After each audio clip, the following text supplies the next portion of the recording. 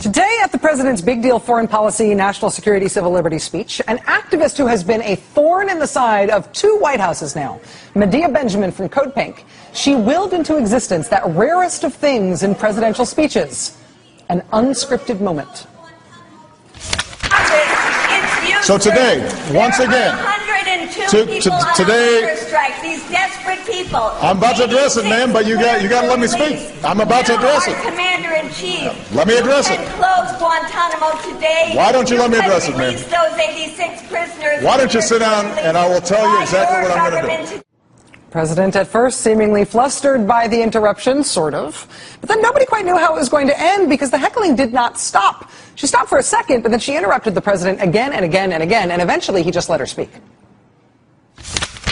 How about Abdul 16-year-old when we went, is that the way we treat a 16-year-old? he went why on was to, he killed? Can you tell we us went on, why was killed? Can you tell Muslim people their lives are as precious as our lives? Can you take the drones out of the hands of the CIA? Can you stop the signature strikes and killing people on the basis of suspicious activities? We're addressing that. Apologize to the thousands of Muslims that you have killed. Will you compensate the innocent family victims?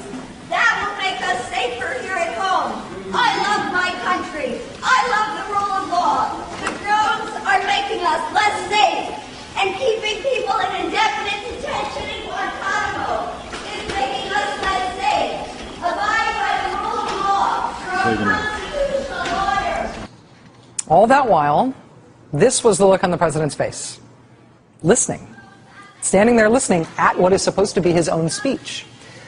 But the look of a maybe flustered president being heckled at extraordinary length. We're addressing that, ma'am. Eventually seemed to give way to something else. The voice of that woman is worth paying attention to.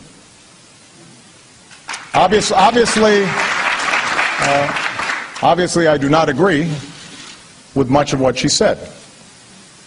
And obviously she wasn't listening to me in much of what I said. But these are tough issues, and the suggestion that we can gloss over them is wrong.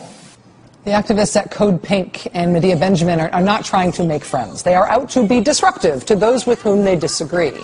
And the president today reacted in a way that was so surprising, in part, I think, because he thought he was saying something with which anti-war protesters would agree. Essentially, the moment there was, hey, stop interrupting me and you might like what you're hearing. At least some of it, you might like what you're hearing. More ahead.